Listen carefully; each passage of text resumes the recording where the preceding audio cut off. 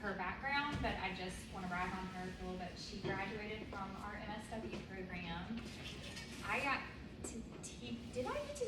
I know you sat in on that. Yeah, she was this awesome student who just sat in on a elective that I taught just for fun. It's, trauma's fun. So, but she has this amazing private practice in the community. I'll let her tell you all about that. If you came to Lori Dugan put on a panel, Shifting the Paradigm. Buffy was on that panel and did such an awesome job. She came and talked to the practice classes during COVID on Zoom about couples therapy, and it was so good. So I'm super excited to have her back and actually get her in person. Thank you for doing this. I know this is a large chunk of time that takes away from your practice, so I appreciate you being here. Sacrifices. Okay, I'm turning it over. Alrighty, hi everybody. Like she said, I'm Buffy Andrews. I own the Madewell Center for Wholeness here in town. It's private practice. We do mental health counseling. We have a health coach. We've got a gut health girl. I just love the alliteration of gut health girl. It's so fun. And then we do monthly workshops that we call Get Well Gatherings that are just educational, informative. So if you guys are ever interested in coming to one of those, they're a great opportunity just to learn. They're free and open to the community, and they're all about all different kinds of topics. I actually brought our February one for this month is connecting with those you love, right? So how fitting, February, couples counseling, it all works, right? I am a licensed clinical social worker. So I graduated from the UNCW School of Social Work. I am also a board certified functional wellness practitioner. So I actually did a whole training this last year all about like natural health, alternative medicine type things, to help people heal. And then this year I'm doing a training that is a functional mental health practitioner training, learning all about the neurochemistry of neuroinflammation and neurodegenesis, so we can actually kind of test, not guess, of how people's bodies are operating. So hopefully soon and very soon I will be done with that one. Also, disclaimer, I'm very pregnant. I'm 33 weeks today, and this week has been the shortness of breath week. So as I talk, I might get short of breath. Forgive me. I also get short of breath anyways when I'm just excited and passionate about something. So this is like a double whammy. So here we go. Okay. So I would like to make this interactive for you guys. So if you guys have questions at all while I'm talking, feel free to just kind of raise your hand, shout it out, whatever you need. Because I like it to be more conversational than just like y'all watching me talk. So today we're going to kind of walk through, there we go, some different types of trainings that you can do for couples therapy. So I know there's lots of different ways you can learn. We'll just kind of hit briefly on some of them. We'll talk through kind of your role. Hey, welcome, come on in. We'll talk through your role as a couples therapist, kind of knowing your biases. And then we'll walk through my process of how I do couples counseling, and then some kind of basic intervention things. Sound good? Yeah, cool. Let's see here. So just some basics of couples counseling. It's hard, okay? I've had so many interns who come in and they're like, I think I work with couples. I'm like, okay, and then they watch a couple session and they're like, oh my gosh, that was intense, And so it's difficult because there's so many moving parts in the room. Couples counseling makes me sweat more than any other type of counseling, just because you're having to kind of juggle and referee and figure out all the different dynamics, right? So it is a little bit more intense than what we think. I think we think, lovey-dovey side of let's just talk about our feelings all together and it'll be great, but it doesn't always work that way, right? It requires grit, and it requires knowing your own role, right? Again, kind of knowing and having confidence in yourself as a therapist is really important when it comes to couples work. Because if you don't have confidence in who you are and what you know and how to kind of facilitate and bring it all together, it's going to be pretty difficult, right? It also not physiologically flooded when everyone else in the room is, right? It can be really easy when you're noticing other people's heart rates rising or like they're getting amped up or louder or whatever for you to kind of join them in that. So you have to kind of come up with your own processes of how do you stay grounded yourself, right? And then last but not least takes patience and it takes understanding and just trying to like really approach it from all sides that are in the room, right? So that's just kind of like caveats to couples counseling, okay?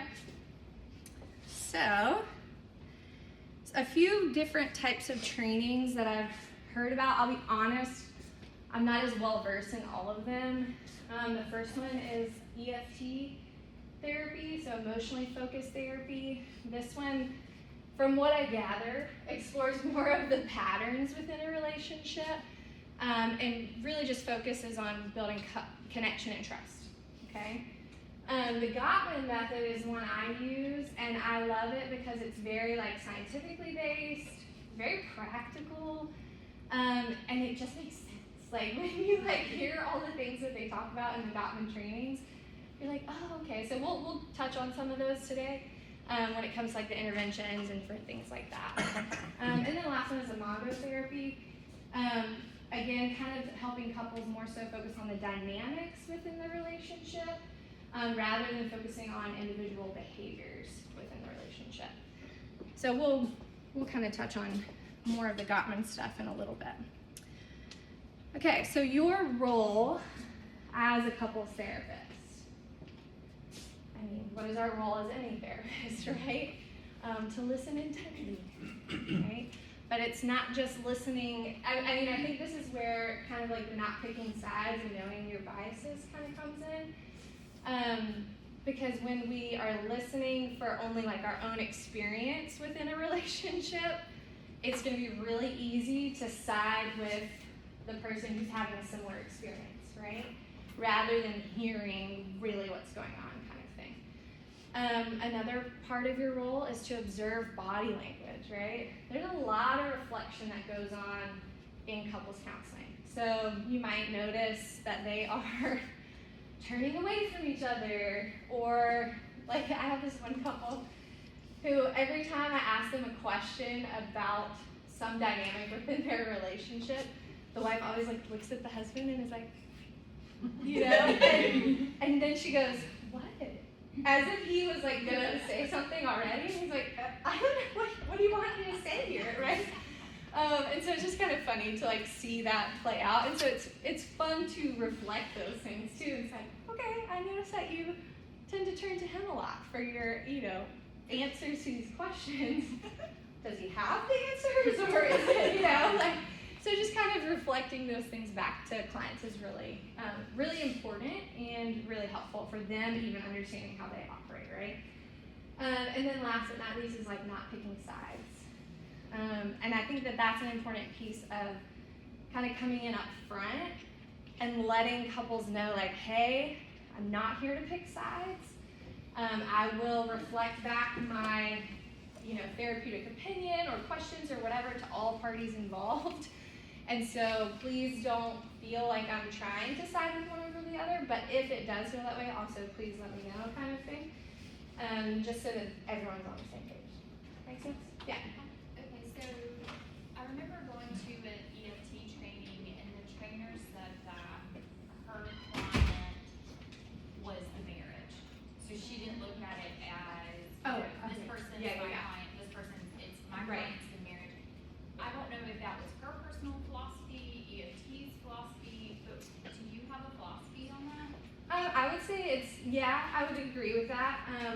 Largely. I would also say though that my role is also just as therapist, and so I want to also notice, are there certain things like this client or couple that I was talking to you about just a second ago, part of their issues within marriage stem a lot from the wife's own anxiety, right? So it's also really important to just recognize, she really needs to work on some of her own anxious issues in order to make this dynamic function, right? But yeah, I would say the client is the marriage or the relationship. at least for me, because I do, it's like, especially if you're married, like you have entered into that commitment, right? Like you've entered into that forever bond, right? And so that it is really important to keep that as a focus. But that's also where you have to help clients figure out what is their philosophy on marriage.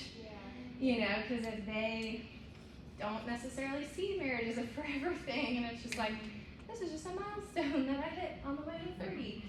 Like, that's, we gotta kind of work on that too. So yeah, I mean, it's definitely for me a big part of it. This is kind of going into what you were just talking about. So when I start with couples, when I'm doing an intake, I always want to, again, kind of help them understand I'm working with all parties involved, right? Like, I want to get to know you, I want to get to know you, but I also want to get to know y'all, right? And so helping them see that there's a lot of moving parts in the room when it comes to couples counseling. Usually when I do a couples as my client, I start out and the first intake appointment is an intervention, right? The first intake session is a chance to get to know the relationship, right? And so that's kind of how you set up them understanding that the relationship is the client, because you're meeting with both of them together. You're saying, tell me, how you guys met. You're kind of going through that history process of their relationship. Tell me about when you were first dating. Tell me about, some of the biggest hurdles you've overcome in this relationship. Tell me about the easiest parts of this relationship, right? And that in and of itself becomes an intervention, because that helps couples, especially if they've been having issues for a while or they've been together for 10 years or more, right? Like, that helps them kind of refresh their memory about what made them like each other to begin with, right? So then, once you do that initial together session, I usually let them know, hey, our next session, and you can kind of divide this up how you want, but I usually do like a 30-minute with each of them. Some people will do a full hour with each person. I don't feel like it's super necessary to do a full hour again, because then it kind of, to me, gets into more of the meat and potatoes of like that person versus the couple. So I do a 30-minute with each individual person, just to kind of learn, like, what are some of the variables that they're bringing to the table? Like, do they have their own history of like relational abuse, or do they have their own history of mental health issues, or things like that, right? So that's kind of the second, so first session together, second session is broken up. And then the third session is more of like a joint togetherness. Let's talk about the goals of this time together. So couples counseling can feel frustrating at times, because couples want to be fixed right then and there, right? Most of us do with anything. But I find that couples often come in when they've already hit that breaking point, right? And like something's got to give, and they just want to figure out how to figure out the chore chart for the week so that they don't fight about it, right? And so it's hard, but you kind of have to prep them for that extended intake time, right? It's all about preparation, again, knowing your role, knowing what you bring to the table as a therapist. That makes sense? But each of those times, like the togetherness, the separate, and then the joint together goals, again, there can be little interventions kind of sprinkled in automatically, off the top, right? The first intervention is in history taking, helping them remember their history, helping them come back to why they love each other to begin with. There's also something in the initial one that I like to do called a 10-minute conflict. So it's really fun to do 10-minute conflict and then leave them hanging, and just like send them out. But you stop the session kind of 10 minutes before you want to stop the session, and you say, we're going to do a 10-minute conflict together. Now, I want you and you, to talk together about an issue that you have at the house. Maybe it's something small, right? It's like on a 0 to 10 scale, we want this to be like a 5 or less. We don't want this to be the number one reason you came in here, because that is not going to happen in 10 minutes, right? So, in these 10 minutes, I'm going to let you guys talk, let you figure out how to resolve this issue for yourselves. And then I'm going to sit back and observe. I'm going to be over here, and I'm just going to I'm gonna be making notes about body language that I see, if people interrupt one another, you know, that kind of stuff. If there's criticisms, if there's blame, like whatever comes out, I'm just making notes, right? And then timer goes off, I say, okay, we're gonna stop. Sorry that we're not resolving this at this moment, but we will talk about it and we can dive more into it. And then the next time during that joint togetherness and treatment goals time is where I can kind of share, what did I observe? What are the dynamics here going on with this couple? Does that make sense? So even in just the process of the history taking and the intake, all of that can be intervention based. Does that make sense? Okay. How often, when you do something like that with the 10 minutes, how often do you have people who end up being somewhat performative versus like actually getting into it? Oh, all the time. We're all performers, right? Like, I mean, that happens often, but it's also, hopefully as a discerning therapist, you kind of recognize that, you know, and also you'll start to notice over time and working with them what is, you know, maybe more of an accurate kind of depiction of how they operate. But even in the performance, you get to point that out of like, well, I noticed this or I noticed that, right? So you still get to share those things with the clients. Yeah. What's the importance of doing it in the final 10 minutes of the session? Well, because if you don't do it if you do it in the beginning, you'll end up talking about the dirty dishes the whole time instead of getting the actual history and like, you know, information that you need to gather during that session. So that's why it's important to just say, you prep them, you know, we're gonna talk about all these other things in the last kind of 10 minutes. And that's the last 10 minutes, right? If you have an hour-long session with someone and you need 5 minutes to reschedule, like run their billing, whatever, you might actually be starting this at the 40-minute mark versus the truly like last 10-minute mark. Does that make sense? But yeah, if you start off with the 10 minutes, you'll kind of end up staying there, and you don't want to stay there. Makes sense? Okay. Yeah. I have a question about the individual sessions. Yeah. What if one of the clients reveals something to you in that session that they've not told their partner and they don't want you to reveal, like maybe infidelity or something? Sure.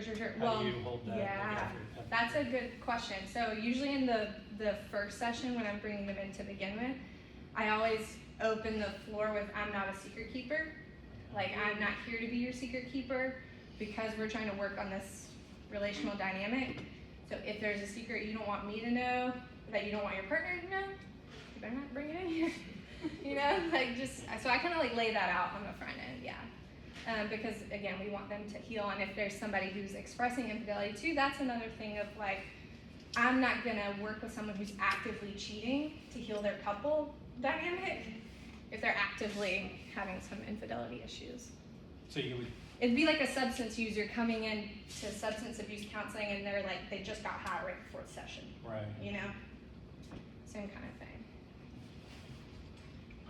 Talking about the individual sessions again too, like you had said that you wanted to focus more on the couple instead of the individual. What if you get a couple that you notice that one of them like talks about needing their own kind of, or maybe like through them talking, Yeah. you see they need their own therapy, would you just refer out and Yeah. they would just do like individual and see you like for the couple? Yeah, exactly. Yeah, I would say like if they had some sort of things they're revealing like trauma or major anxiety issues or something like that, yeah, I would definitely like refer them to someone else to work with in conjunction. Because yeah, sometimes like you're not really going to be able to heal that relational dynamic always if you've got these major issues going on. Make sense? Yeah.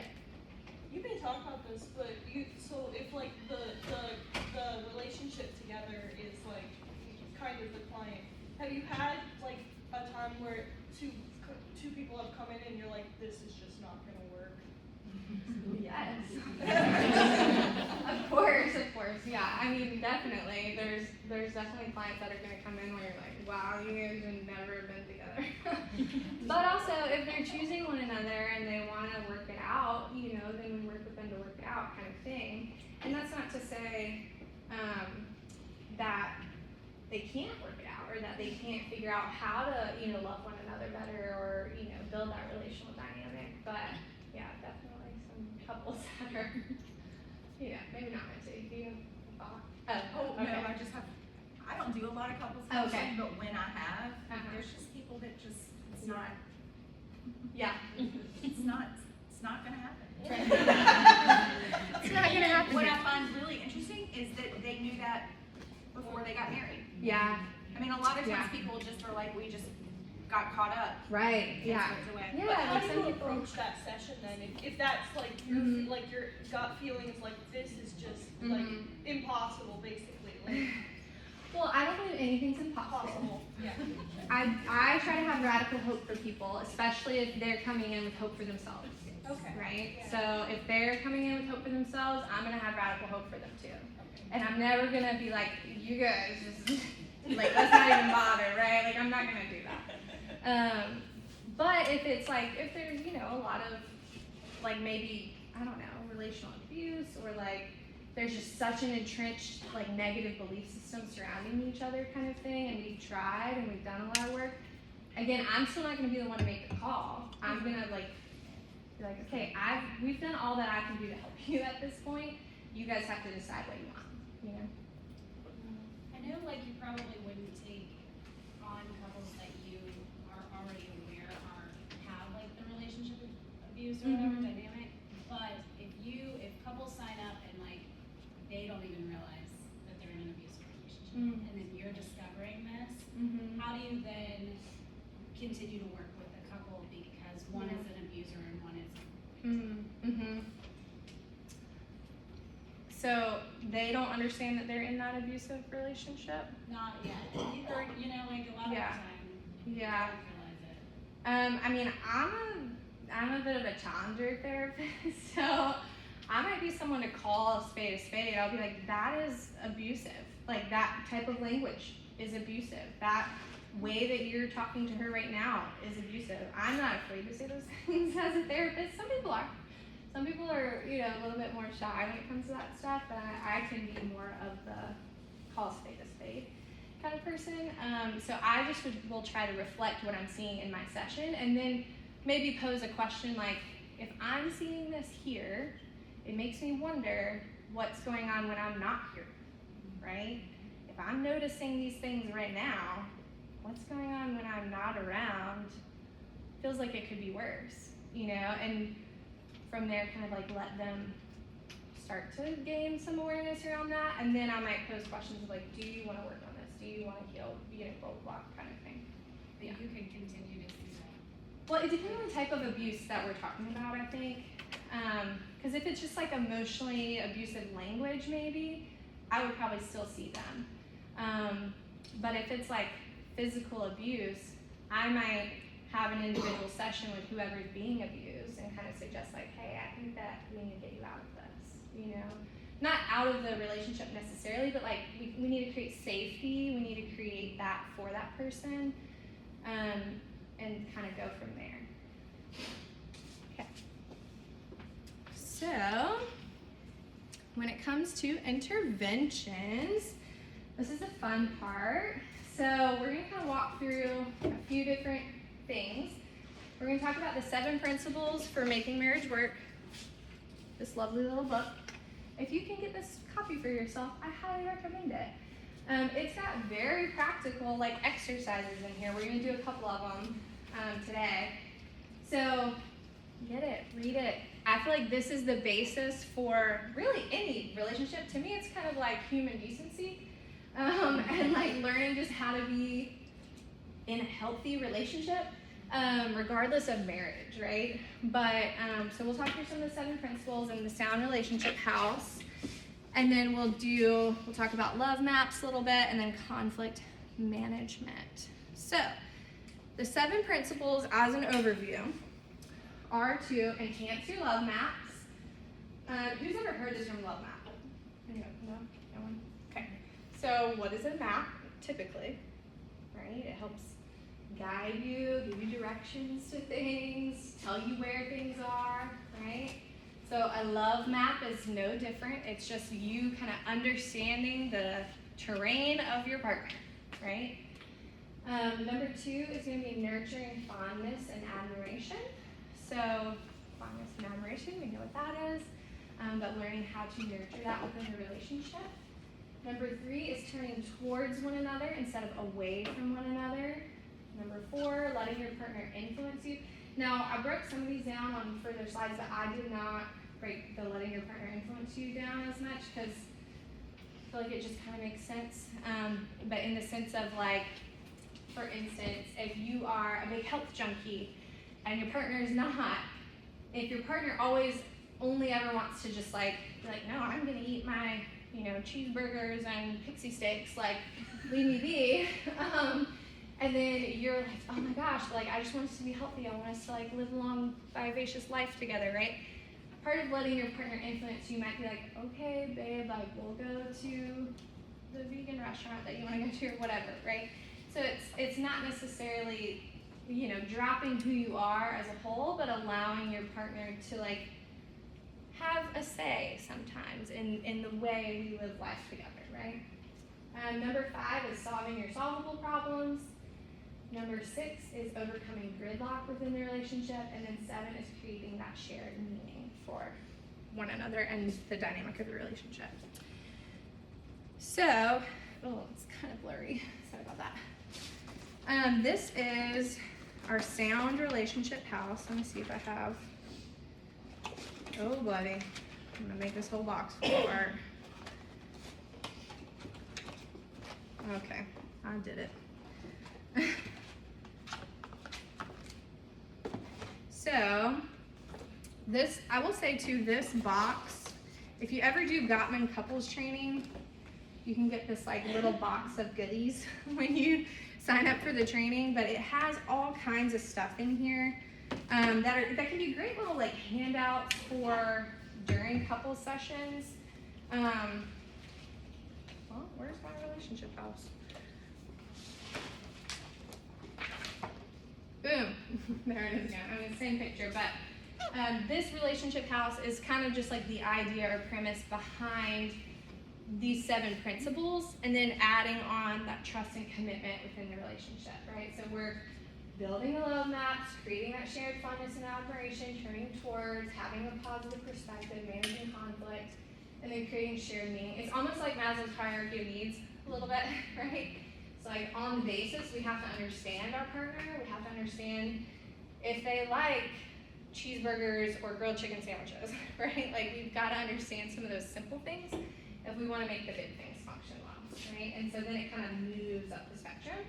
And we want to add that trust and commitment to the sound relationship house so that it can stand strong and it has a firm foundation and it doesn't crumble, right? So this little, do y'all want me to pass these around maybe? Yeah. So y'all can kind of just take a look at these little things. So I'll pass this guy filled with all these little charts. And then I'll also pass this book that has in it the small things often, the 4 horsemen, fondness and admiration, little booklet. So you can kind of take a little peek at those and we'll kind of go around this way, I guess. Let's see here. So, in building your love maps, some basic kind of things to think about in building your love maps. It's just 1, asking open-ended questions of your partner. Sounds simple enough, but like we don't do it very often. I think it becomes really easy to just get in the train of like figuring out the to-do list. Have you got this done? Yes, no, like, and kind of moving on from there versus asking more of the open-ended types of questions. So some of the, so some of the examples, I'll just like read some to you guys. How are you feeling about your job these days, right? If you could redo a 5-year period of your life, which would you choose? I mean, some of these are kind of like those interesting, like, whoa, how do you think of these questions? But if you need help, get like a little game that has these questionnaires and like maybe on your date nights or whatever, have them like pull it out and have them read these questions to one another. It's very surprising the things you learn when you can take time to do that, right? Number 2 of figuring out your love map, again, is just getting to know your partner's world. So when they, like my husband loves to play pickleball. He loves it. And I'm like, whatever. I could care less really, but like, I love him, so I'm gonna try to, understand him. So, when he comes back from pickleball, things like, who did you play with tonight? Like, who all was there? Did you win your game? Like asking those kind of questions. I mean, it feels small, but those are big things that make people feel known and cared for. And when you're working with couples, you may start to see that they don't ask those questions very often of each other, right? So you have to get them to practice that even in session, right? It's kind of building the love map while you're working with them.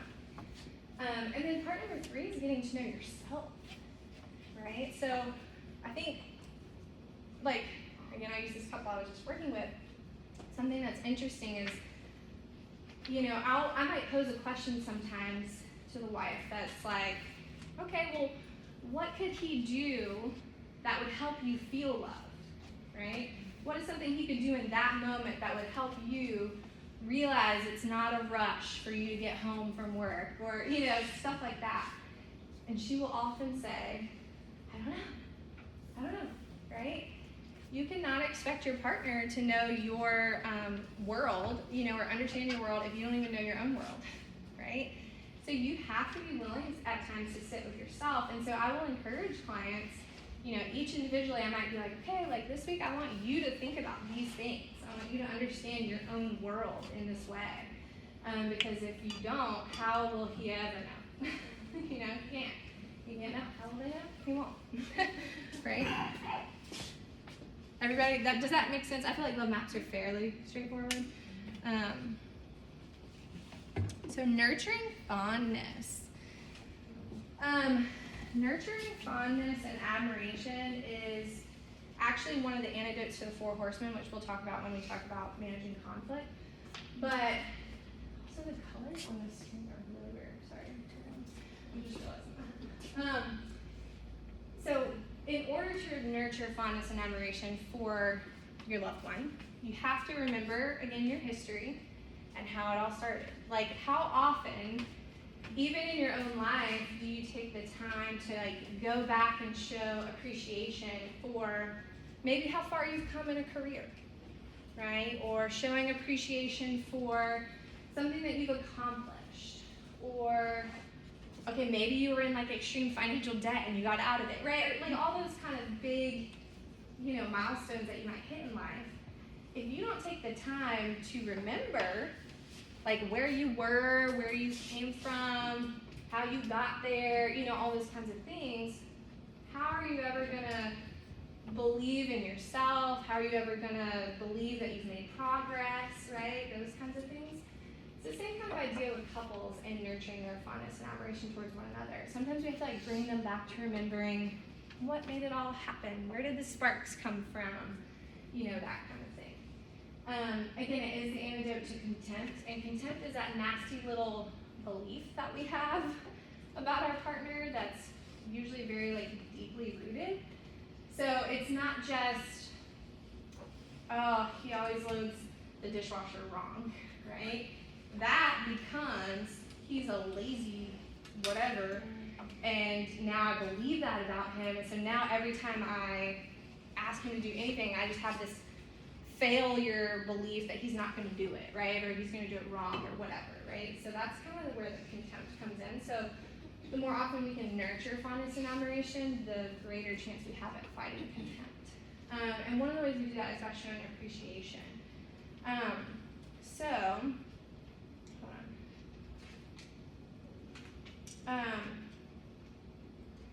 Like for instance, in an exercise that you could do with clients, it's in this little 7 principles book.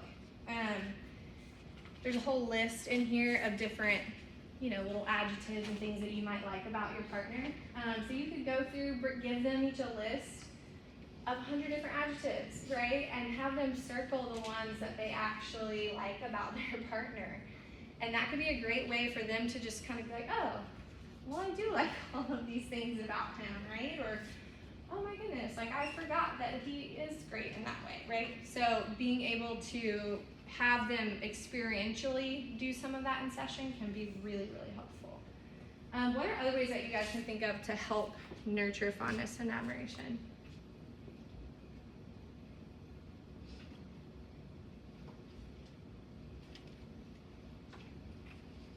Yeah. Could you to start giving them more praise and stuff, like in their Mhm. own lives, like whenever they do, their partner like notice like when they do stuff well, Yeah. and then give them praise in the moment. Yeah, 100%. And you can even do that in session too. You know, like sometimes if I've noticed a heated, kind of time, I might be like, okay, like I want us to take a break, and I want you to like just share one thing that you feel like your partner did well during this discussion. I want you to share one thing that you feel like they did well this week, or whatever, just to kind of get them, to like practice that even in session. And y'all, it can feel uncomfortable for people who don't do that often, and you'll see it. They'll be like, oh, I don't know, and so that kind of stuff, it's like we have to encourage people to practice that a little bit more often, right? Anything else that y'all can think of? If you know their love language, always doing something around that is a good one. Yeah, love languages are huge. Who's heard of like the love languages? Oh, everyone in here, love it. Okay, great. Yeah, so love languages are a great way to get them to kind of practice, nurturing that fondness and admiration, because that's saying, hey, I see that you feel loved in these ways, so I'm going to kind of go out of my way to meet you in that space, right? Yeah, that's a big one.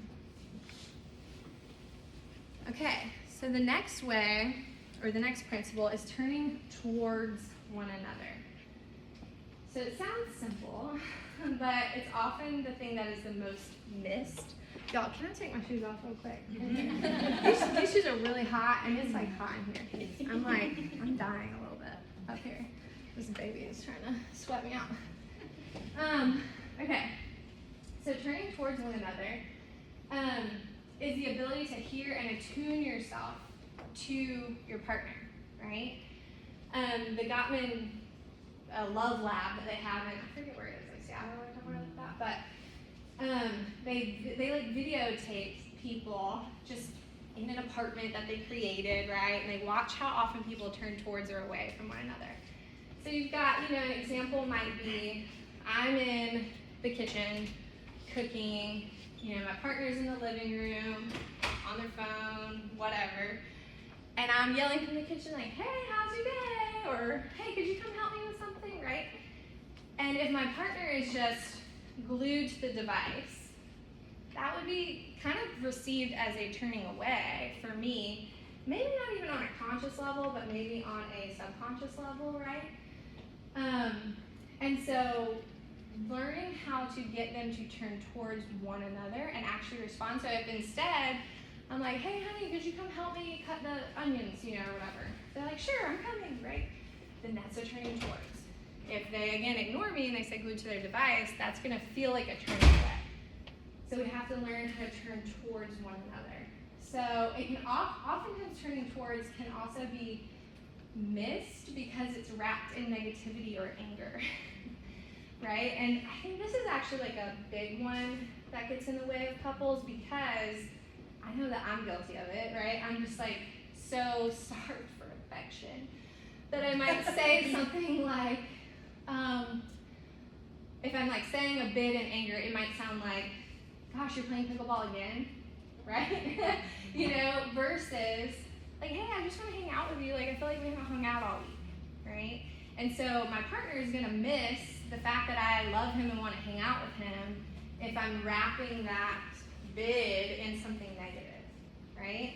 So it's kind of about training the person who's seeking the bid to try to not wrap it in negativity, but also training the person who's receiving the bid to not miss it because it's wrapped in negativity, right? To kind of see beyond and understand, oh, she just loves me and wants to hang out with me, right? Versus like the negativity piece of it. And then the other part of turning towards is just to basically build your emotional bank account. So it's kind of like a balancing of the scales, right? So it's like the more often you are turning towards one another, you're gonna have this higher emotional bank account. And so when a big stressor comes along, it's gonna be way easier to navigate that stressor, right? But if you're turning away from someone more often than not, that's gonna make that negativity piece feel a lot heavier.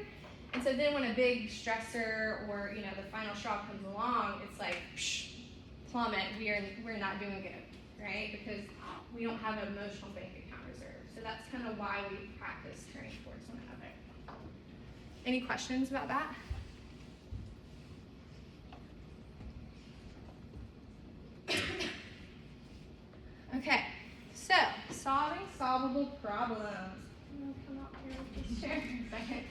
So, when it comes to solving our solvables, they can either be a solvable problem or more of a perpetual chronic problem, right?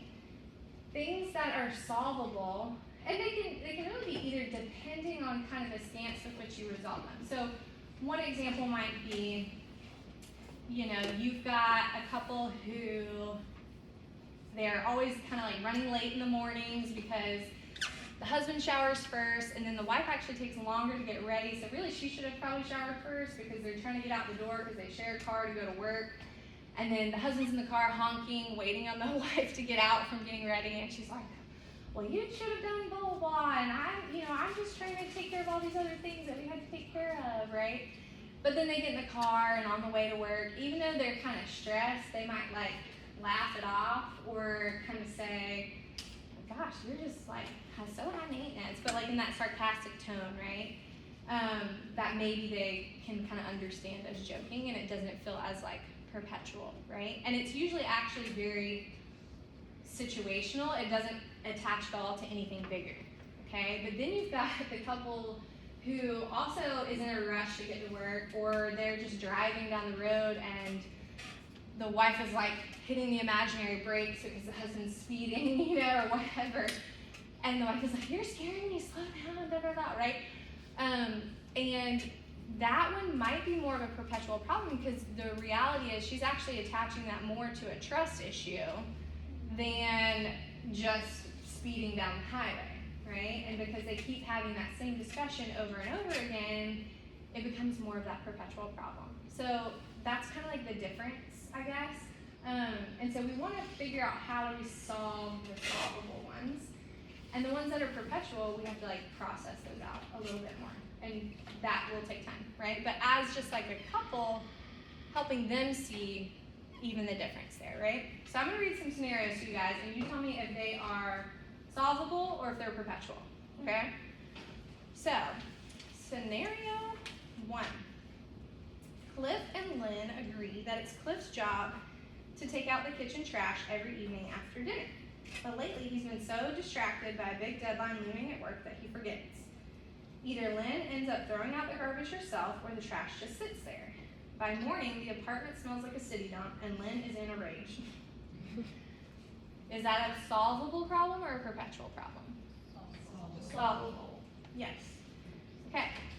Situation number 2. Ingrid doesn't like that Gary sulks when he's upset with her, rather than telling her what's bothering him. But when he does let her know all the reasons he's unhappy, she criticizes him for bringing up so many issues at once.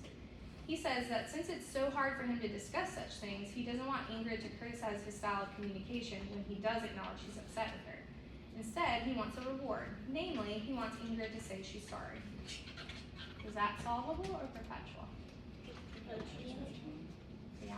Anybody a little confused about that? No? Okay. Here's the next one. Helena gets together with friends every Monday night, and Jonathan wants her to take a ballroom dancing class together with him, but the class is only held on Monday nights. Helena doesn't want to give up her girls' night out. Solvable or perpetual? Solvable. Why is it solvable versus perpetual? Do what? Oh, sorry. I said just take the class. Sometimes it's not that simple, I know, but like. Yeah. No, but really, I mean, it is kind of one of those things where that might be a situation where there's a compromise. Because, like, obviously, ballroom dancing may not last forever, right? But girls' night out seems to be like a pretty big tradition. So maybe for the set 4-week time frame that the ballroom dancing classes happen or whatever, they could do the class, right? So that could be a solvable one. Okay, let's do one more. Okay. Ever since Isabel decided to leave her job and stay home with the baby, Anthony has felt squeezed out of her life. It seems to him that she doesn't have time for him anymore. She tells Anthony she doesn't want their son Brendan to feel abandoned by her as she did by her own mother. Her parents divorced when she was 2, and she was shuffled between relatives' homes for years. But Anthony feels betrayed. He has always loved how nurturing and attentive Isabel was toward him. Now it seems that all is being directed at the baby, and he feels feels cheated? Solvable or perpetual? Yes. So this one, I'll just read kind of like their, understanding of it, but yeah, it says, Isabel and Anthony have different emotional needs. Their child's birth has highlighted this difference. Anthony should try to understand how important it is for Isabel to not fear she will repeat the tragedy of her own childhood with her child, or with their child. He can join her in making sure that she's being a great mom. However, Anthony is also experiencing a great loss as Isabel's turning away from him and becoming so baby-centered. So unless she can understand what that loss means to Anthony, he will drift away from her. Yeah, so that kind of helps you see like the differences there for the solvable versus perpetual problems, right? And then kind of with that, again, is checking in to see if the problem is really about the problem or if it's about something deeper. Again, like the whole pressing the imaginary brakes, it's like, maybe that's a trust issue that we have to work on together, right? Okay, so overcoming gridlock. So on the, let's see, oh, wrong direction. Okay. So on the left-hand side, we kind of have ways to tell that you are in gridlock, and then the right-hand side is kind of the ways to get out of gridlock, right? So gridlock is that whole idea of you've got the same problem that you're discussing over and over and over again. Oh, I thought I wrote same problem, no problem. Same problem, no resolution. So you've got the same problem over and over and over again, and there doesn't seem to be any resolution with it. You may be not able to identify ways to address a problem with some humor or empathy. And it's interesting, like when you read this book, they talk a lot about the couples that they observe.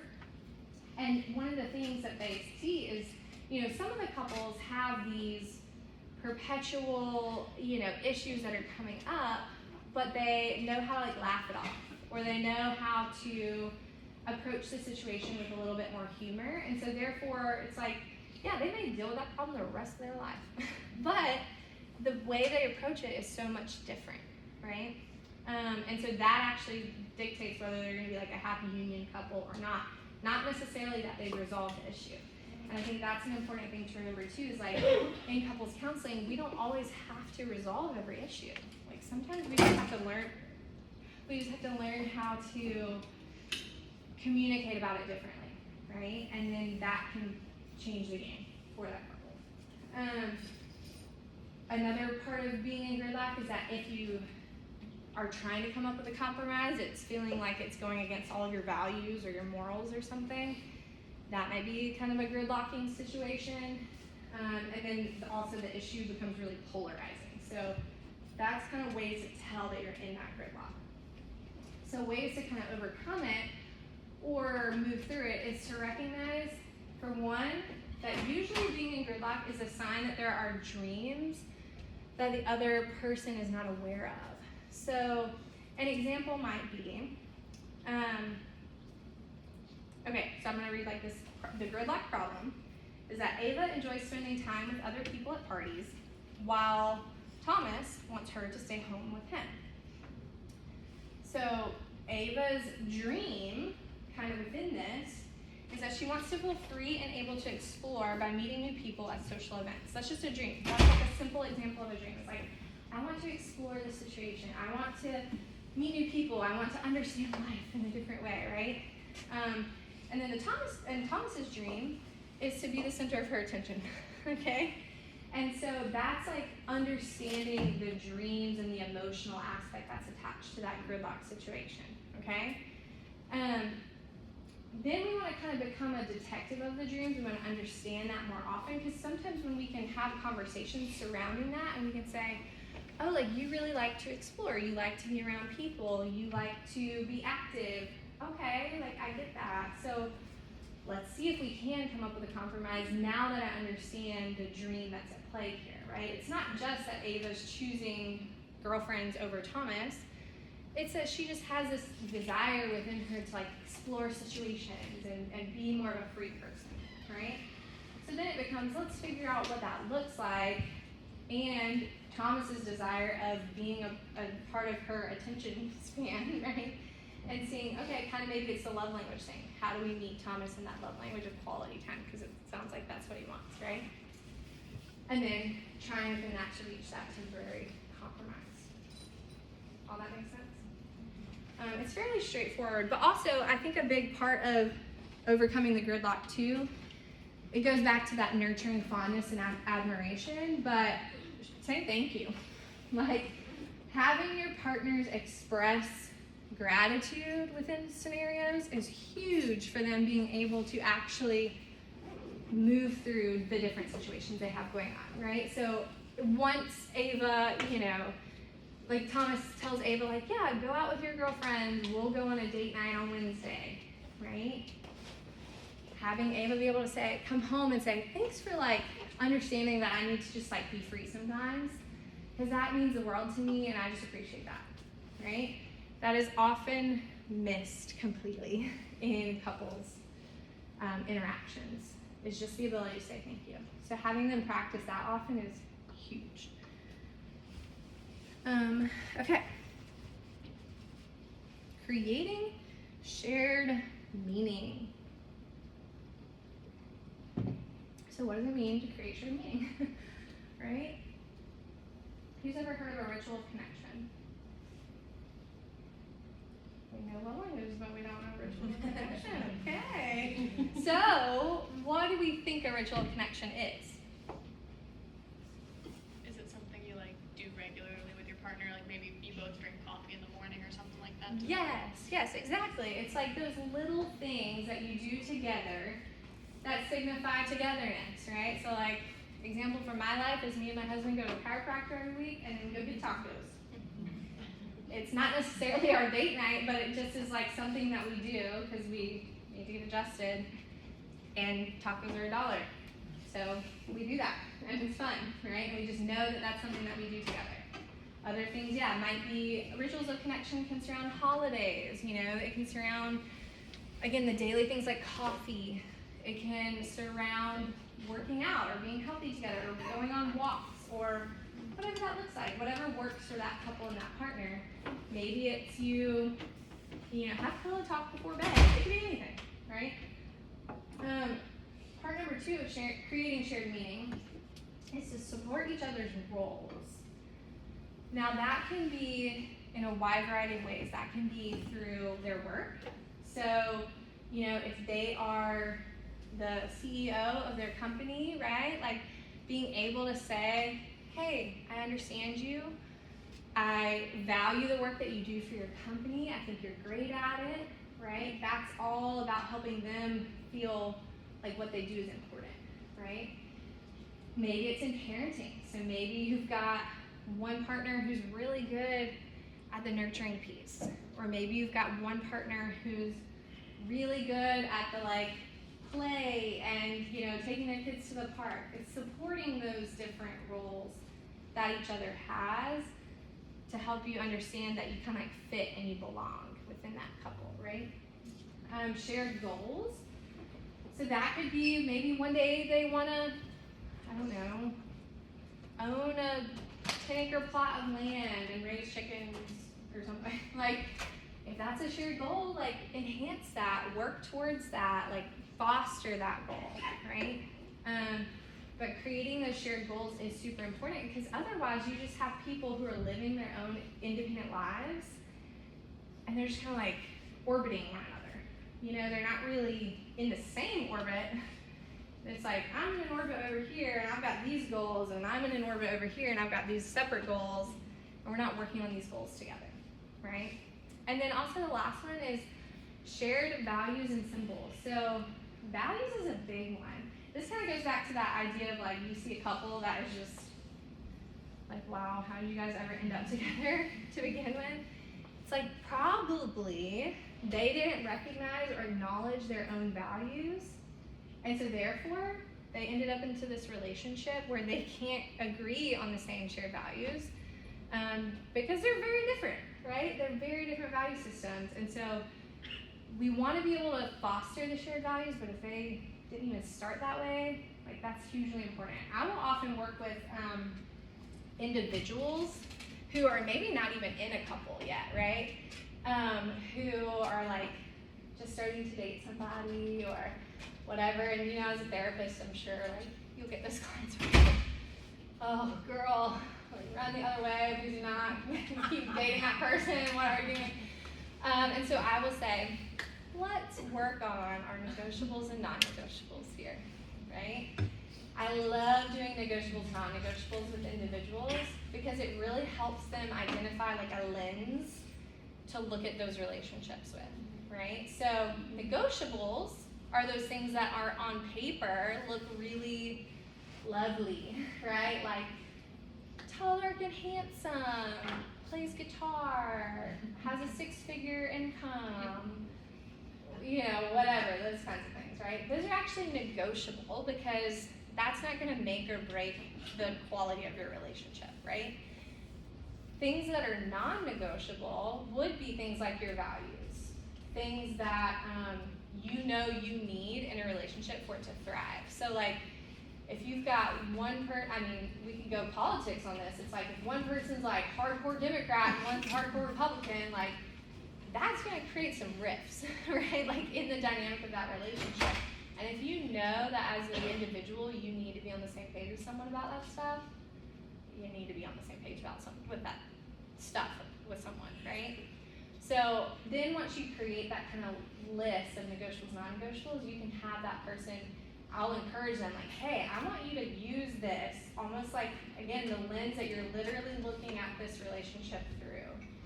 And if this person that you're dating or contemplating being in a serious relationship with doesn't meet the half of your non-negotiables, you might want to think about if this person's really a good fit for you or not, you know? And that's not me telling them to run the opposite way. That's me saying, honor your values.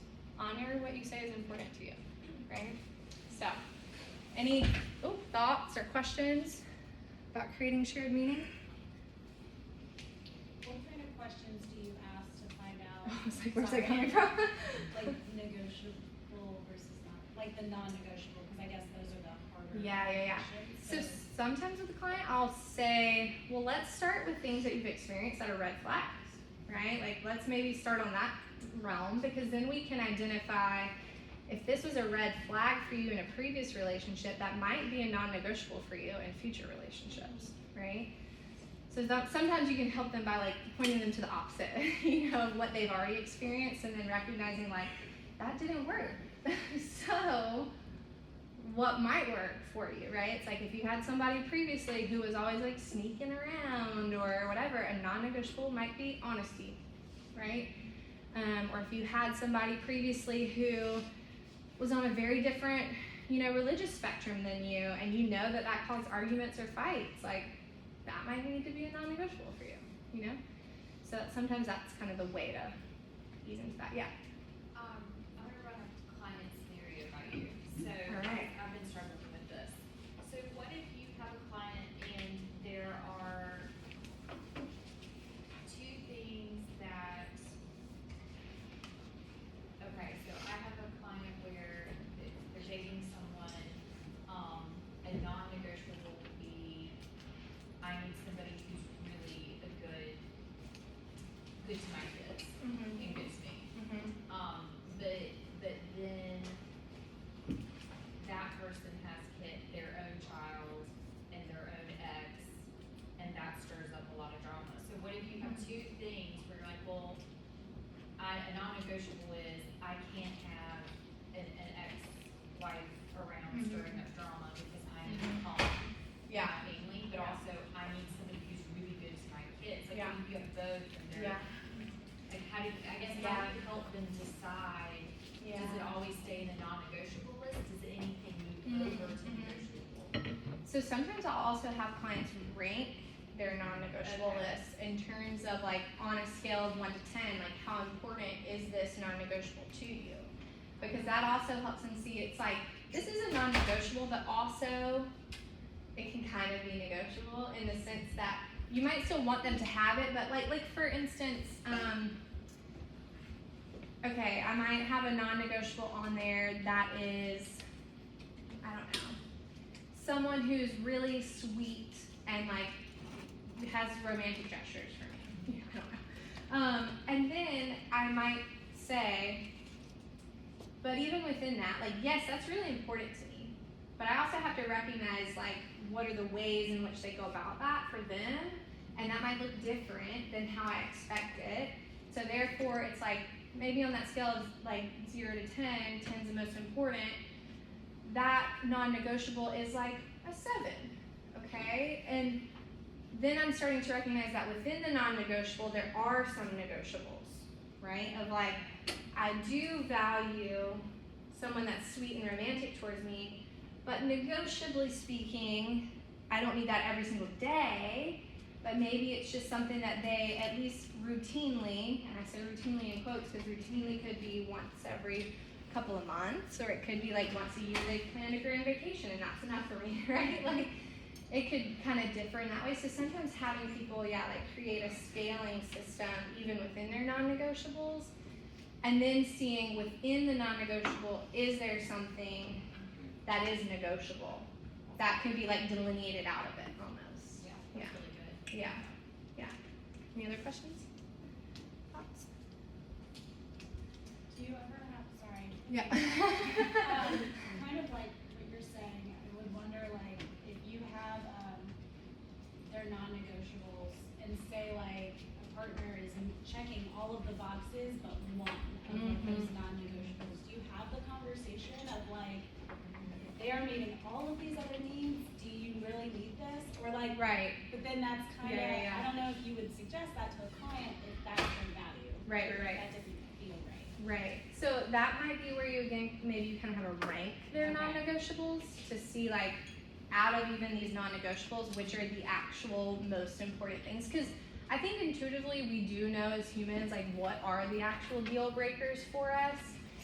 But if we kind of fall in line because we're like, oh, like he needs all these qualities, but this one thing is really important to me, it's not going to work very well if that one thing is your most important thing and you weren't willing to like stand by that, you know? I mean, I remember the Who Watches Love Is Blind, trashy TV, okay? But there was the one episode, I don't even know what season it was, but it had this Shayna. Remember Shayna? We all know Shayna, right? Homegirl's like, I need a Christian man. And then the guy that she's like falling for is like an atheist. Okay? And then they got out of the bubble or pod or whatever it's called. And she's like, just like they're trying to make it work, right? And she's just not willing to like own her number one from the beginning, right? That's important. If that's your number one, say it's your number one and like own it, right? And sometimes we have to like be, I guess confident enough for our clients in that way to be like, if that is truly your number one and you know that in your gut of guts, you're gonna walk away 3 weeks later and then be like, I just can't do it. Like honor that from the jump, right? Honor your number one from the jump because that's really, really important. So sometimes we do have to have that conversation with people in the, non-negotiables is like, maybe we do need to rank even our non-negotiables kind of thing, right? And just kind of see where they fall. I think it's interesting too when those non-negotiables, like when people bypass them,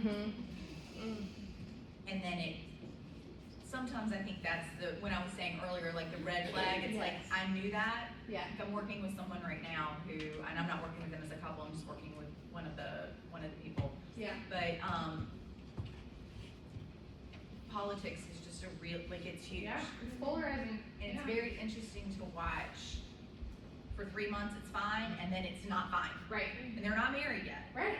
And it's this whole like, are we not, are we not? But it's such an important piece. Yeah. That they've been dating for like 3 years. Oh, yeah. There's a lot of that sort of, Yeah. when's he gonna ask me to marry him? Then there's also the like, what's this gonna look like with kids? And then one of the things that's really in the way that's creating this bypass is I'm 39 years old, and if I have to start all over again with someone else, then am I gonna lose the opportunity to have, you know what I mean? So there's like all of these pieces, so the non-negotiable, I really think it's like non-negotiable. Yeah. I think it's really, really important to her. Right. But I don't but she's ignoring it. She is really Yeah. not standing in her values, and Yeah. she's a pretty value-driven person. Right, And it's heartbreaking to watch her struggle Yeah, with so much fear. yeah, yeah, it is. That's the, so, cause it makes me think of my person too, because it's scary for, it's Mhm. terrifying, because it's, oh, but if I'm 39, you know, or I have, for mine, I have kids, here's a really great person who's great with my kids, Mm-hmm. am I being too picky? Mm-hmm. And then I end up Yeah, alone, you know, Yeah. it's interesting. Yeah, It's hard just- for them to break away. yeah.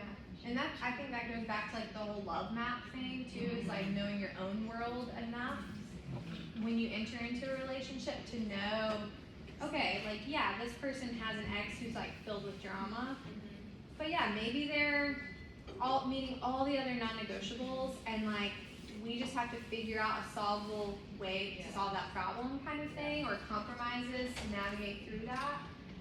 But if that's gonna be something, like if that person who's got the kids is worried about the extra drama and knows that she can't handle that extra drama and knows that that's like gonna break her down to her core or something, right? Like, we gotta help her identify that and like stand by the fact that like, hey, maybe you don't have the capacity for dealing with that. You know, but because some people don't. Some people don't have that capacity, and that's okay. But it's like you gotta recognize where you're at with it, you know. But some people do, and that's where it's like, okay, maybe you are being a little picky in that scenario because he meets every other non-negotiable on your list. What can you do for yourself, you know, to enhance your capacity or your ability to deal with the stress, you know? Yeah. So conflict management is kind of like goes into it, right? I'm actually gonna play a little video for you guys first. So this is the 4 horsemen of the apocalypse. I'm hoping that the volume is loud enough. Selfish. What an idiot. It's not my fault we're always late. Forget it. Criticism, contempt, defensiveness, and stonewalling. Dr. John Gottman calls these negative communication patterns the 4 horsemen of the apocalypse because they'll lead to the end of your relationship. In fact, he can predict this relationship failure with over 90% accuracy if the behavior isn't changed. So, what can you do? Well, at the Gottman Institute, we understand you might not even know you're communicating this way, or you might not know how to control it. But if you practice the following 4 research-based antidotes, there is hope for your future. Criticism attacks the character of the recipient, instead of focusing on a specific behavior. The antidote to criticism is to talk about your feelings using I statements, then express a positive need. Contempt is an expression of superiority that comes out as sarcasm, cynicism, name-calling, eye-rolling, sneering, mockery, and hostile humor. Contempt is the greatest predictor of relationship failure and must be eliminated. The antidote to contempt is to treat one another with respect and build a culture of appreciation within the relationship. Defensiveness is self-protection through righteous indignation or playing the victim. Defensiveness never solves the problem and is really just an underhanded way of blaming your partner. The antidote to defensiveness is to accept responsibility, even if only for part of the conflict. Stonewalling occurs when the listener withdraws from the conversation without resolving anything. It takes time for the negativity created by the first 3 horsemen to result in stonewalling, but when it does, it can become a habit. The antidote to stonewalling is to break for at least 20 minutes. Calm down, then return to the conversation. Spare your relationship from certain destruction. Learn more about eliminating the 4 horsemen by visiting our site. There we go. Good old Gottman Institute. So who's heard of the 4 horsemen before? Okay. And at least we're doing some of that, so. Yeah, so the 4 horsemen are, I mean, it's kind of crazy. The accuracy, like he said, over 90% accuracy of predicting like the demise of a relationship, right? If these 4 horsemen aren't addressed. So, yes. Oh, you can. No, go ahead, yeah. I was just gonna ask, how often do you see couples that they learn those kind of behaviors from like observing like parental relationships and Yeah. like childhood. Yeah, of course. Of course. I mean, when do we not learn from like observing our parental behaviors, right? Like most of the time we've learned how to be that way. It's funny, like even in my own marriage, like I have to really check the defensiveness spectrum for myself because I feel like in my household growing up, I had to be defensive because a lot of things, but I like had to defend my stance in order to advocate for myself, you know? Whereas in a healthy marriage, like I can actually advocate for myself without being defensive, right? So there are definitely a lot of ways, or a lot of things that we learn, yes, from parental behaviors and how you watch your parents interact, or even just interacting with you, you know? Because I think the Four Horsemen, it's interesting, it's like that doesn't just occur in couples, right? That occurs in friendships, in parent-child relationships. So being aware of that is really important, yeah. So the Four Horsemen, you know, we've got criticism, contempt, defensiveness, stonewalling. So criticism was, again, kind of the character, you know, blaming stuff. But I like to say that contempt is like the deeper evil twin of criticism, you know, kind of thing. Because criticism is like, again, more of like that surface levelly stuff of, oh my gosh, I can't believe you did that again. Like you loaded the dishwasher wrong, or are you ever gonna get this right? But contempt becomes, again, that deeper belief that you hold about someone. At least that's kind of how I view it. So we really want to try to override that contempt with that fondness, that appreciation, that admiration, right? But with basic conflict management, a huge thing we have to learn is soft startups in general, right? So I'm going to read some scenarios and the harsh startup that's associated with them. And if somebody wants to volunteer to give me like a alternative soft startup, that'd be awesome, okay? So we've got this one that says, when you're upset that you have not made love in some time, you're feeling unsure that your partner finds you attractive. You wish that the two of you could make love tonight. The harsh startup might be, you're always so cold to me. So what would be a softened alternative?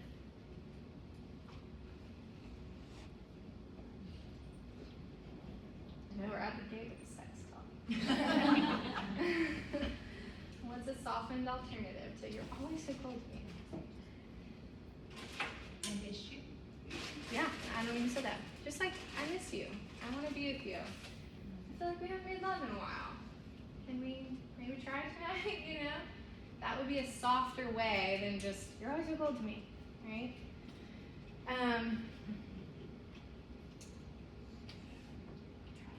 Sorry, I don't understand this scenario. The next scenario is, you want to do more fun things together on the weekends. The harsh startup.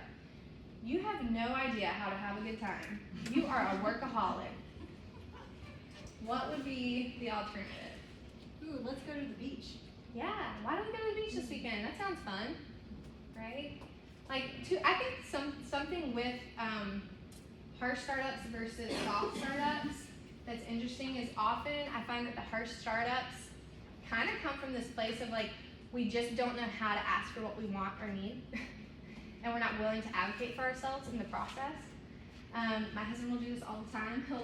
He's not very harsh, but he just will say things, and I'm like, what are you actually needing here? Like, what do you want out of this situation? He's not like harsh at all, but he just like dances around it and thinks that he's said what he needs, and I'm like, no, I did not understand that at all. But we have to learn how to advocate for ourselves, right? Like, we have to learn how to know what we want and just be willing to ask for it specifically. So I took nonviolent communication as an elective, and I did the Marshall Rosenberg book. One of the really nice things about that was, you might think that you're communicating effectively. You might think that what you're saying is clear, but how somebody else receives it may not be what you intended. Right. And so it teaches people how to very clearly ask for what they want. Right. Yeah. It's super important within relationships. That's why I say go back to that love map in creating your own world, right? Knowing your own world. You gotta know your own world if you're gonna be able to communicate that with someone else, right?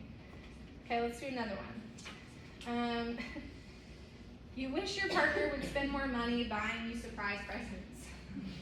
When was the last time you bought me anything? That's the harsh startup. Well, so what could be a softened alternative? I love it when you surprise me with this. Yeah, I love it when you surprise me with gifts. Any other ideas? Kind of a weird one, right?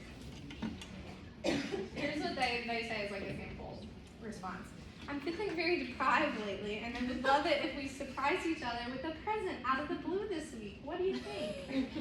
But the part of the issue I have with that, yes, you're stating what your emotions are, but you're still kind of putting that on, it still to me kind of comes across as, I'm holding you responsible for this, instead of just giving the person an opportunity to succeed. It's like, I'm feeling this way because you're not doing this for me, and I need you to do this for me.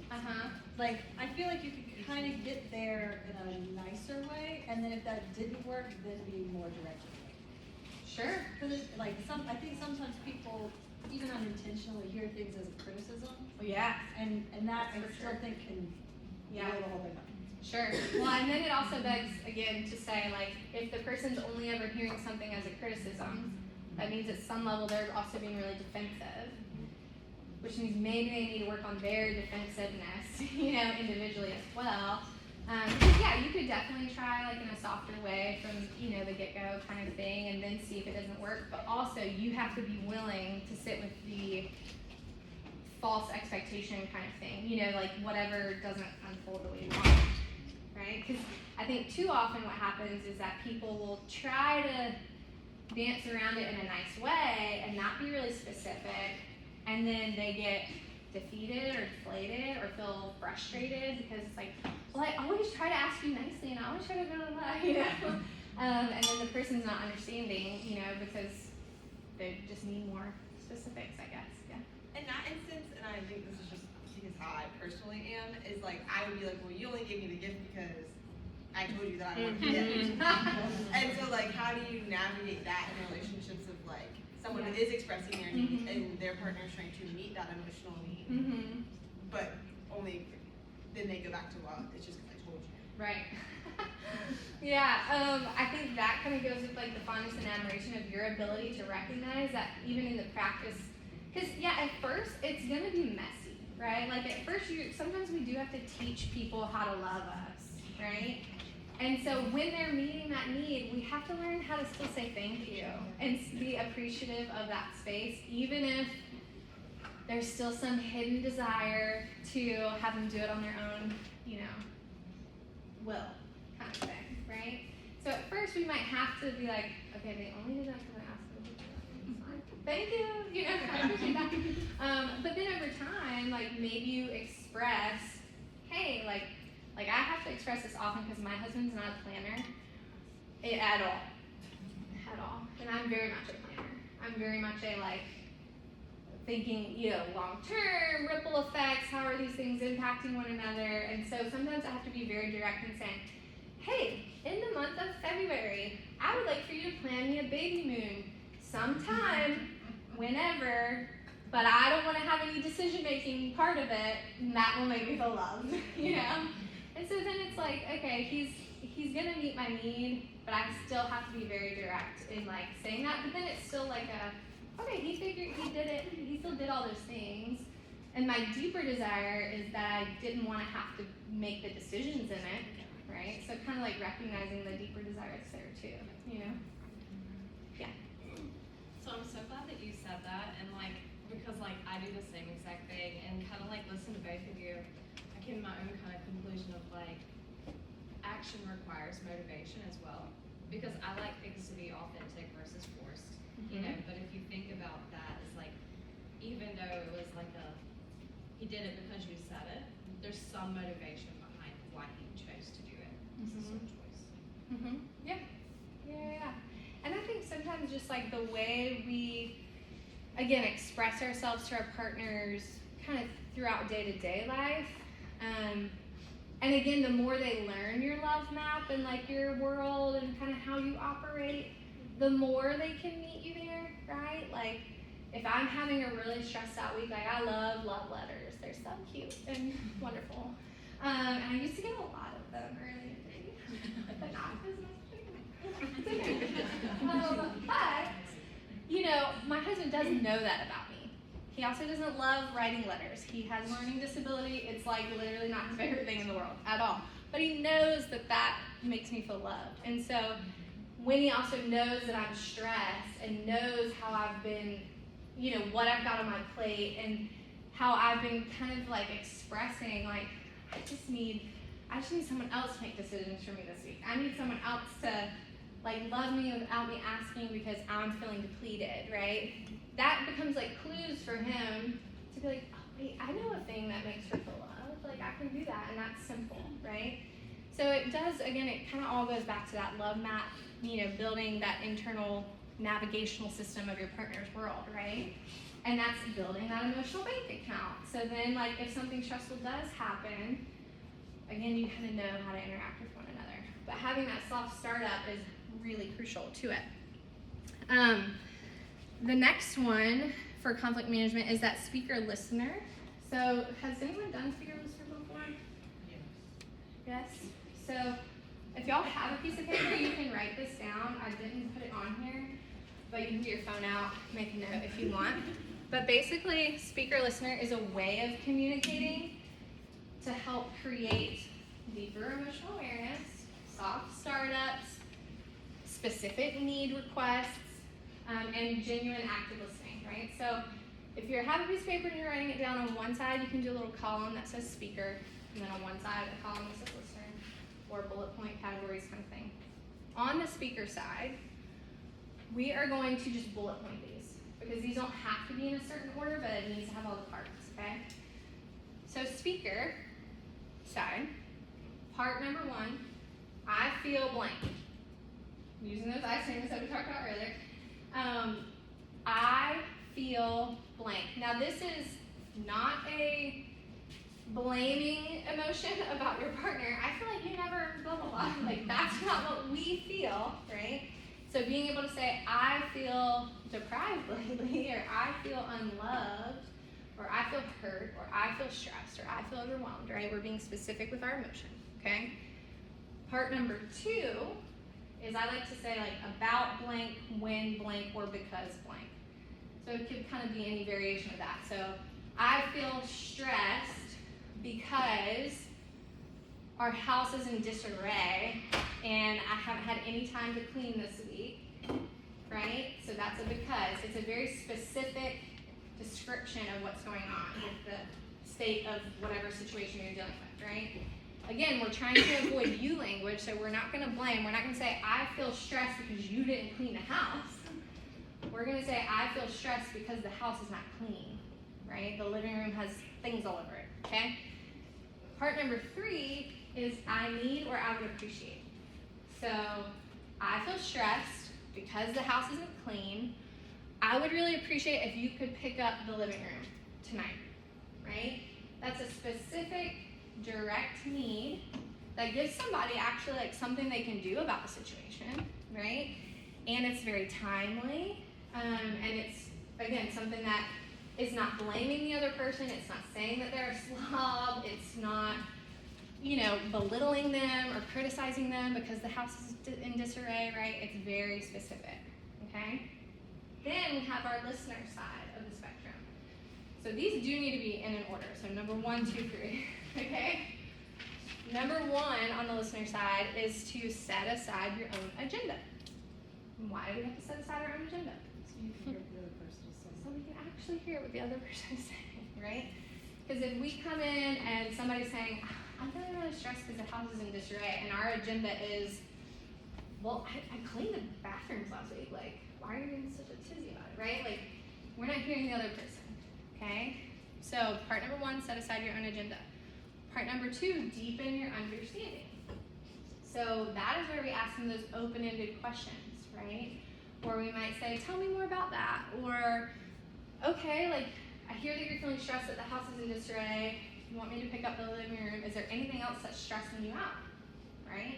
We're trying to really kind of dig into our partner's world a little bit and understand them deeper.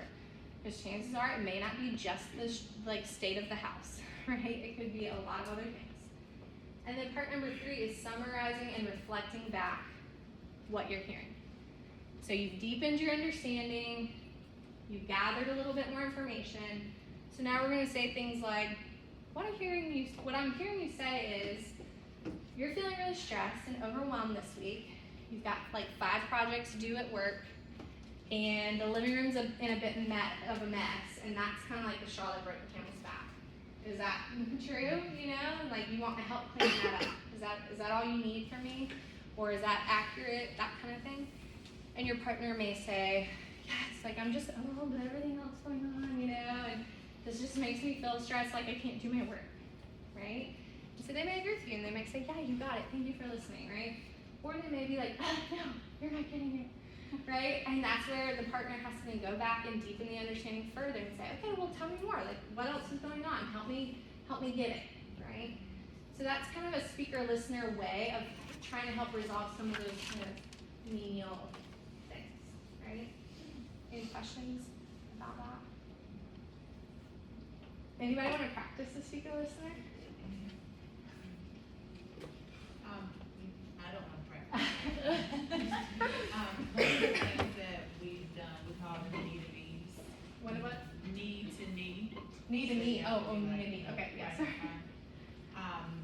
And let's say there's a question, and we respond to the question, and you give your answer, but they can't respond back. They can only say, "This is what I heard you say." Okay. And that's really interesting because I can say, Yeah.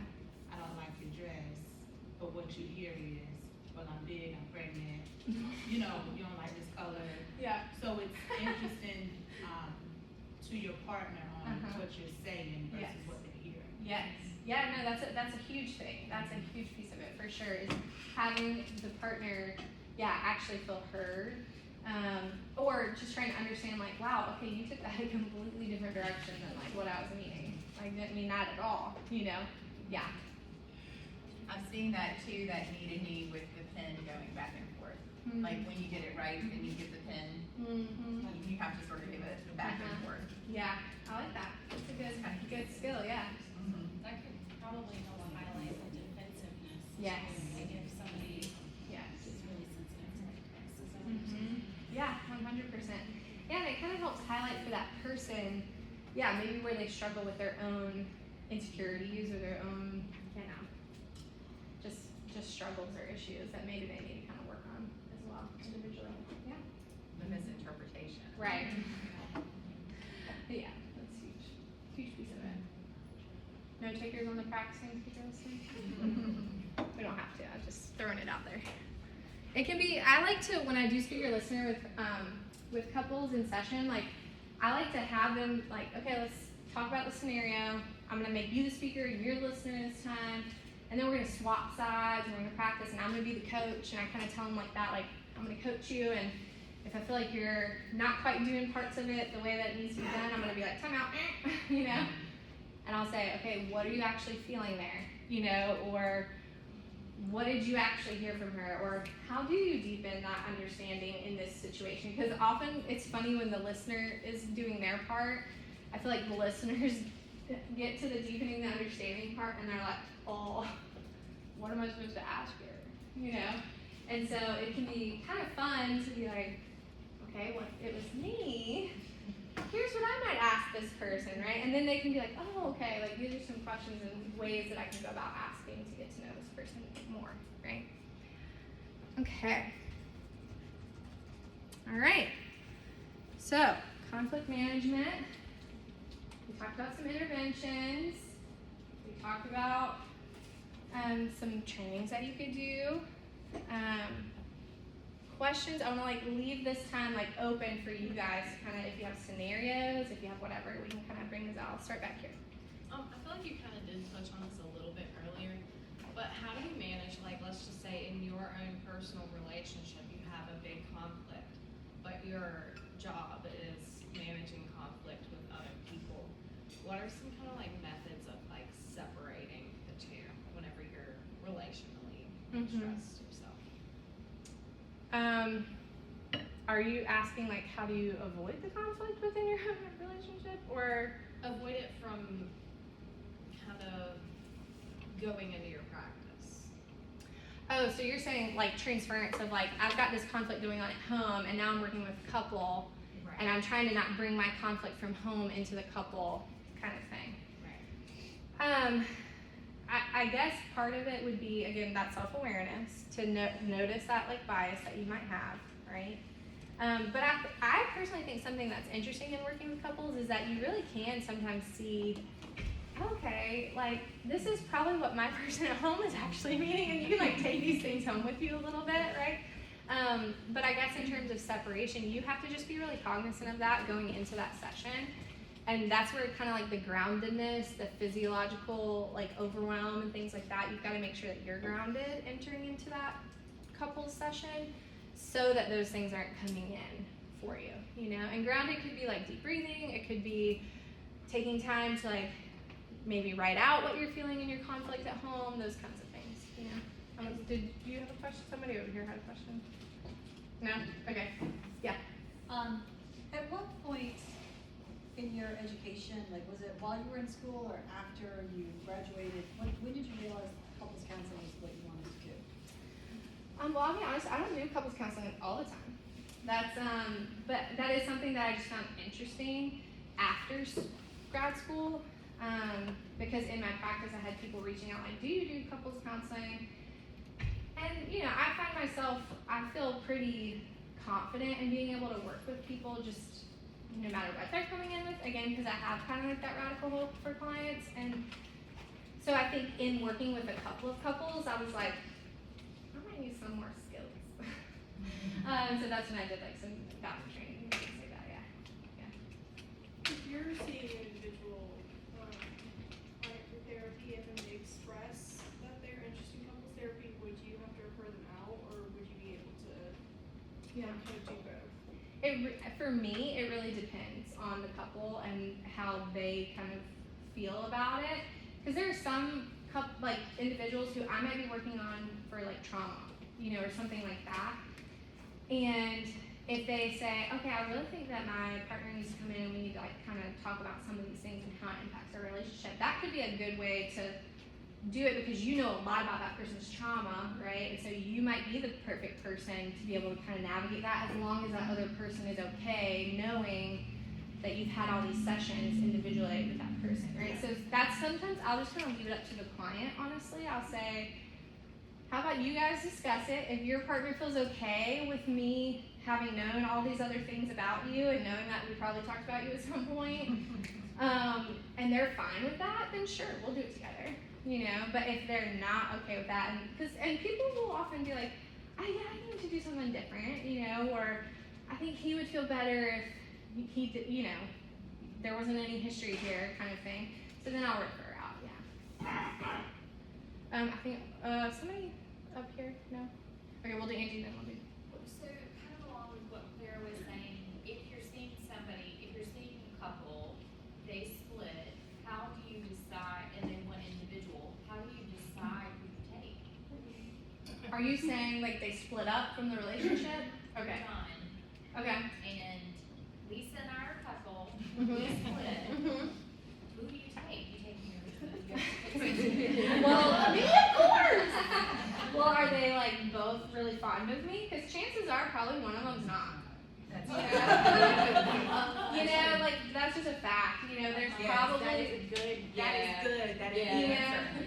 know, chances are there's probably one half of the couple that's not. I did have a couple one time who I think it was one of those scenarios where the wife thought she was gonna bring her husband in and like I was gonna call him on all his stuff and fix him and you know whatever, but really it was like she has some stuff that I was trying to call out and you know, the husband calls me one day and is like, hey, I'm really sorry, but she doesn't want to come see you anymore. You know, and I'm like, okay, it's because I was like, I was not being partial to her just because she's a woman in the relationship, you know, kind of thing. And so, yeah, chances are there's going to be one person that is more fond of you than the other. Or they might just both be like, you know, the guy might be like, I don't even want to do counseling anymore, or whatever, you know. Most of the time, they don't both want individual offers. Sometimes they do. But I feel like the situations don't always go like that, you know. But if they do both want to work with you, I might say, hey, because we've worked together and I don't really want to like cause any future rifts with y'all, I think it would be best if you just both saw someone else and I don't take either one, maybe, you know? You know, I just had this thought though, because I'm thinking about when I'm seeing individuals and they want to bring in their significant other. Yeah. And I was just having this thought about the 4 horsemen. Like that can be a good indicator of whether or not to say yes to that or not. If I already have if you hear a lot of contempt or stonewalling and stuff like that, you're probably inviting in a whole lot of stuff. Yeah. You know what I mean? That's gonna be pretty challenging. Yeah. I mean, and not that it's the challenge of it, but maybe they just need somebody else. Right. Yeah, and you get to use your clinical authority to Yeah, that's say that. exactly. You know? That's. I was just Yeah. thinking that though. I was like, Yeah. sometimes you just know, like, it's gonna feel safe for both of them, and sometimes you're And like, you. and that, well, and like to your Yeah. point, I love that you said Yeah. that earlier, like the importance of us being able to be regulated when somebody is not okay. I mean, Yeah. when a couple's not okay, because that's Yeah. real triggering for some people. 100%, yeah. I'm just curious about like the diversity that you see like in your practice in terms of public counseling. Like, do you see a lot of like LGBTQ couples? Do you see? I have had a handful of LGBTQ couples. Not as many. I mean, I'm sure they go to couples counseling. I just haven't worked with as many personally. I've had a handful again that I've worked with, but usually they're like in the dating phase, maybe not the married phase or anything like that. And it's like they're trying to work out their dating to decide if they want to get married, kind of deal. And then as far as like people of color, I have had couples of color, you know, and but again, it's just so like dependent on who's coming forward, kind of thing. Yeah. Do you feel like it's helpful if you advertise like for those like demographics specifically? Like, Sure, yeah. Specialize Yeah. in kind of. Yeah. If you want to work with like certain demographics, I always think it's helpful to advertise for that for sure. I don't even really advertise that I do couples counseling, if I'm being honest. Like, I have another couples counseling clinician at our practice who I kind of refer more people to because I'm kind of shifting again more to like the biochemistry type stuff and like holistic health with my practice personally. But yeah, if you want to like advertise for that, definitely advertise for it because it does help that demographic know where they can go and they can feel safe and trusted, you know. So that's always a big thing is advertise for your niche if that's what you want to do. But I do find once you start advertising for a niche, like you will get a lot of those people. It's like people who do substance abuse counseling, right? If you're like, I'm a substance abuse counselor, your caseload will be full with substance abuse clients, you know? So you just have to make sure that that's what you want to work with if you're going to advertise it. Yeah. How would you work with like a couple where like partner A is trying to express their concerns, their issues or whatever, and partner B just fully like shuts down. It's like, no, that's not an issue, that's on you, this is my boundary, this is my anxiety, like Yeah. just completely like no. Yeah. So you might have to ask some of those like listening questions of partner B who's like shutting it down of like, okay, seems like you're very against, you know, this being an issue for this person. Can you help me understand why that feels so difficult for you to, you know, kind of lean into? Or what is that bringing up for you as an individual when this person is struggling with anxiety or whatever, you know, it is that they're kind of struggling with? So sometimes having those kind of conversations with partner B. But yeah, you have to like dig into that first, I think, before you know where you're gonna kind of go from there, you know? Yeah. As far as insurance goes, whenever you see like more than one person, like and like they're like a married couple, I don't really know how that works as far as like marriage and insurance. Yeah. But is it just like you pick one insurance or do you do both insurances? Yeah, you just pick one. You pick one and you bill under that one person's insurance because otherwise you're billing two different insurances for one amount of time. It's Right. kind of like fraud. Right. Just kind of. And I don't know this for sure, but I've worked with a few LMFTs who said like you can't. There's not a couples code, right? There's a couples and family code. So like the code that you would use for families is like 90847. So you'd use the same code, yeah. It's kind of a sham though, yeah, Isn't it? because you get paid less for working with more people.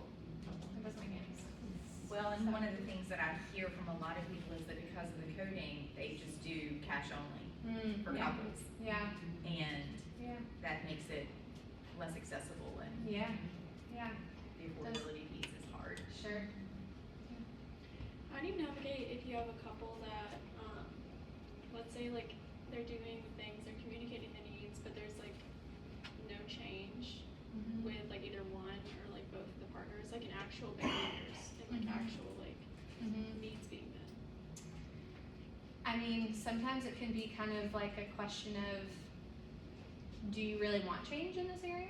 You know, like if neither one of you are willing to like make little changes, then like what's the actual importance for you in this? Or are we missing the boat? And is there something else that's really going on that we haven't tackled? So sometimes it's kind of, again, asking that missing the boat question. Like maybe it's not the behavior, maybe it's like a deeper sentiment behind the behavior, that kind of thing that we have to kind of think through. Yeah. When it comes to couples who kind of constantly separate and get back together over and over again, what are your thoughts on that? What are your tactics when navigating that? I think it comes back to helping that client figure out like what's their philosophy on relationships, and you know, if it's marriage and they're like getting married, divorced, that would be wild. But if they are just dating, it's like, let's evaluate here, what is y'all's philosophy on this? And then do you feel like that's actually fruitful for you to do that? Or are you just, every time you break up, are you avoiding some sort of, you know, tough issue that we actually need to work through? And kind of confronting that stuff with couples. But I mean, as long as they're willing to like keep coming back and working on it, I guess, kind of thing, you can keep working on it with them. Unless there's, again, some sort of like weird extraneous circumstance kind of thing. Yeah. Radical hope. Yeah. Yeah. Any other questions? I'm curious about the holistic health and the gut girl. And to that, it just got me in the beginning. Yeah. And then to that, is the holistic health piece ever brought into couple counseling sessions? Yeah, so I mean, let me ask you first this. What's your question about the holistic health gut girl? Just what, in general, like what does that look like? Because you're the first private practice that I'm aware of, that I've heard those services are offered, and I'm curious about it. Okay, yeah. So I'll speak to the couples piece first and then that. How about that? So yeah, sometimes with couples, like the couple that I was sharing about earlier, you do start to recognize like, okay, this person, like again, maybe one person's really healthy and the other person's not so much, or they kind of self-sabotage by doing unhealthy things, or you know, different stuff like that. So sometimes you can kind of identify those pieces, and like I might suggest that the partner A goes to work with our health coach on like establishing some healthy routines or establishing some healthy habits or things like that that are going to impact your mental health. And when your mental health is more sound, you're obviously going to be able to receive, again, it's kind of like the emotional bank account thing, right? But it's like the physical bank account in a way of, when you're physically healthy, you're going to be able to receive more of the stressors or the whatever that's going on. But if your body is already kind of screaming at you and hates like the shell that it's in kind of thing, we got to help fix that, and we got to help them see like, you got to work on some of these things so that you feel better, so that when y'all get in this argument, like this doesn't become an issue, right? So that's kind of like maybe how I would deal with it with couples.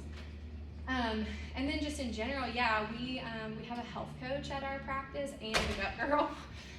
So our gut girl, she primarily works with people more specifically to niche down on, does your gut have certain toxins, bacteria, parasites, that kind of thing going on? Because if your gut microbiome isn't functioning well, you could be creating leaky gut, which can actually lead to leaky brain, which leads to many mental health disorders and diagnoses. And I feel like the science is just kind of coming around to all of this, and people are just starting to recognize the importance of it. But yeah, gut health is super important. I mean, I've got clients who come in and they're hella anxious or hella depressed, and I'm like, I really think that you need to see Carrie, because Carrie is probably going to work with you and show you that you've got like some parasites going on. I've got one girl who's like ADHD out the wazoo, anxious all the time. And her gut sample test, you know, showed that she had parasites that she needed to clean up. And it's like, wow, didn't know that. I didn't know she had some parasites going on, right? Because it's like, you don't think that you have parasites. You just keep operating and thinking that the way your body operates is normal when it's really not healthy, kind of thing.